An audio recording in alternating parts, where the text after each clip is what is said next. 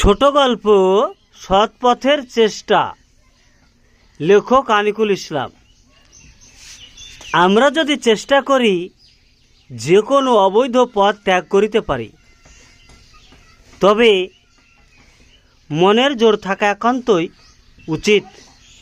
যদি আপনার মাঝে সেই ঐকান্তিক প্রতীয়মান চেষ্টা বা ইচ্ছা শক্তি না পাওয়া যায়, তবে কখনো কেউ আপনাকে সংশোধন করিতে আসিবেন না। গৌতম বুদ্ধ অষ্টাঙ্গিক মার্গ পর্যালোচনা করিতে গিয়া বলেন, জন্মই দুঃখের কারণ। আচ্ছা বলুন তো, এই ভাষাটি কেন বলিয়াছিলেন? অনেকে এই ভাষার ব্যাখ্যা করিয়া কেউ দেখেন নাই। একটা কথা ভাবিয়া দেখুন তো, এই ধরাধামে কেউ সম্পূর্ণ সুখী বা চিরশান্তিপ্রাপ্ত ব্যক্তি বা দুঃখ যন্ত্রণা স্পর্শ করেন নাই এমন কোনো ব্যক্তি আছেন যিনি কোনো প্রকারের কষ্ট ক্লেশ কোনো দিনই ভোগ করেন নাই?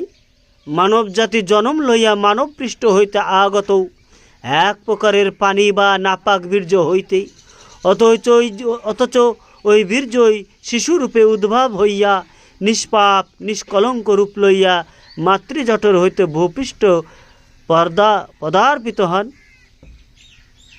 এই মানব জাতি সৃষ্টির পূর্বে বিশ্ব ব্রহ্মাণ্ডে একমাত্র জিন বা দৈত্য জাতি এই ভুবনের বাসিন্দা হইয়াছিলেন। পরবর্তীকালে স্রষ্টা মানব সৃষ্টির ইচ্ছা পোষণ করিলেন।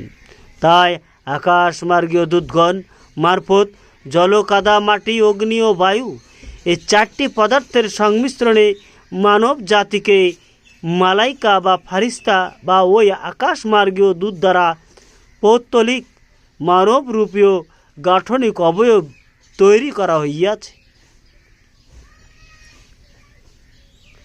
তাহার পরে ওই অবয়বে মানবীয় আত্মা প্রবেশ করানো হইয়াছে।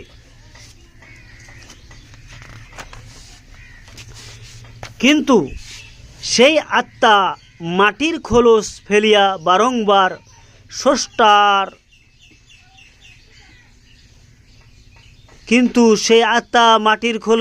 বারংবার স্রষ্টাহর জমাকৃত যানঘরে চলিয়া যান।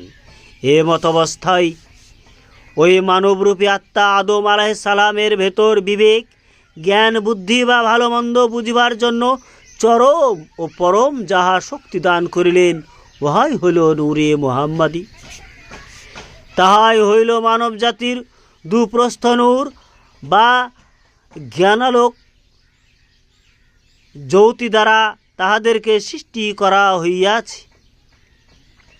প্রথমত যাহা আত্মা স্থাপন করার নিমিত্ত 120 হস্ত মাটির খোলসে আত্মা স্থাপন করার লাগিয়া তাহা ওই মৃত্তিকার অবয়বে নূরে মুহাম্মদী ও জমাকৃত আত্মা প্রতিস্থাপন করা হইয়াছে। তবে নূরে মুহাম্মদীর এই জ্যোতি স্রষ্টা দয়া কইরা মানব জাতির চক্ষুতে দান করিয়াছেন, আর তাই হইল জ্ঞানচক্ষু। তাহার পর হইতে মানবাত্মা দেহ খোলস হইতে বাহির হইল না।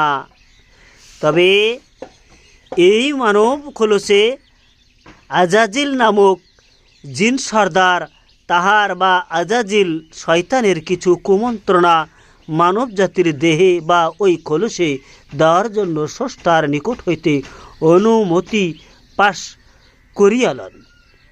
সে নিজে ছিল জিন, অগ্নি দ্বারা তৈরীকৃত, তবে মানব জাতি মৃত্তিকা হইতে সংগঠিত।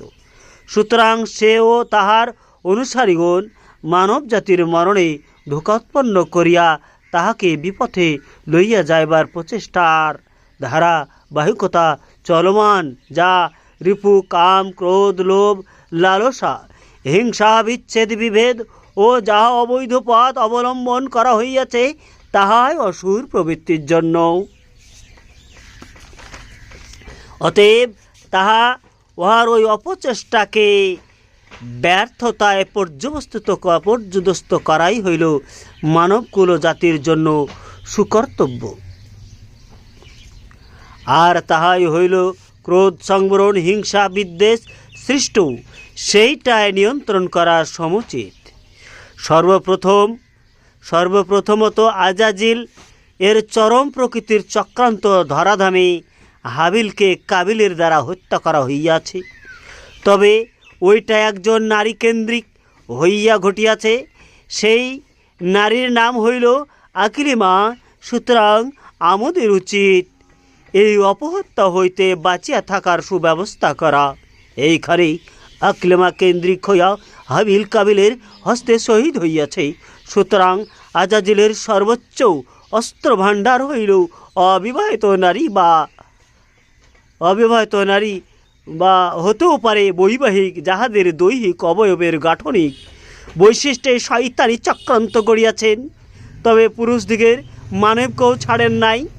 সুতরাং কাবিলকে যাহাতে ফাঁসিয়ে দেওয়া হইয়াছে, সেই পরিণতি যাহাতে অন্যান্য নারী বা পুরুষ জাতির মাধ্যমে সংগঠিত হইয়া ধ্বংস ও নরকবাসী না হইয়া থাকে, তাহার জন্য সকলেই বারংবার নিজেকে নিয়ন্ত্রণ করিবেন। অতএব ব্যভিচারী চরিত্র হইতে বাঁচিয়া থাকার উপায় হইল 8 প্রকার অষ্টাঙ্গিক মার্গীয় পথ অবলম্বন করিয়া থাকিবেন। তাহাই বলা হয় যাহারা অন্যের নারীর প্রতি আকৃষ্ট হইয়া ব্যভিচারী হইয়া থাকেন, সেই হেতু ওইখানে হত্যার চক্রান্ত হইয়া আসে নারীকেন্দ্রিক বিষয়। সুতরাং এইখানে একমাত্র বৈবাহিক বৈধ প্রথায় হত্যা হইতে নারী বা পুরুষ দিগের উদ্ধার করিয়া থাকেন। অতএব মানব জাতির পবিত্র হওয়ার জন্য সৃষ্ট করা হইয়াছে। একটি শিশু যত বড়ই হইতেছে, তাহার জ্ঞানচক্ষু প্রসারিত হইতেছে, সে ভালো মন্দ বুঝিতে শিখিয়াছে। তবে আমাদের উচিত হইবে তাহাকে ন্যায়পথ দেখাইয়া দেওয়া, এবং তাহাই হলে একমাত্র বাঁচিবার পথ।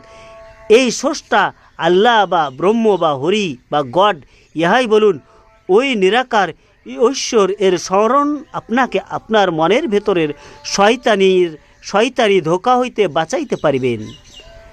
তাহার জন্য আমাদিগকে নিয়ম মাফিক আল্লাহ পাকে স্মরণ অন্তরে গাঁথিয়া লইবেন,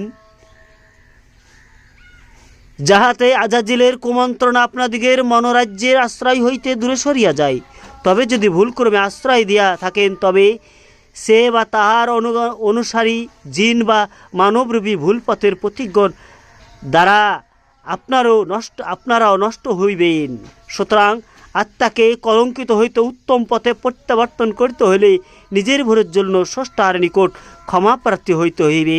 অর্থাৎ আপনি নিজেকে উপস্থিত করিবেন নিজ অন্তর দ্বারা স্রষ্টার নৈকট্য লাভের জন্য,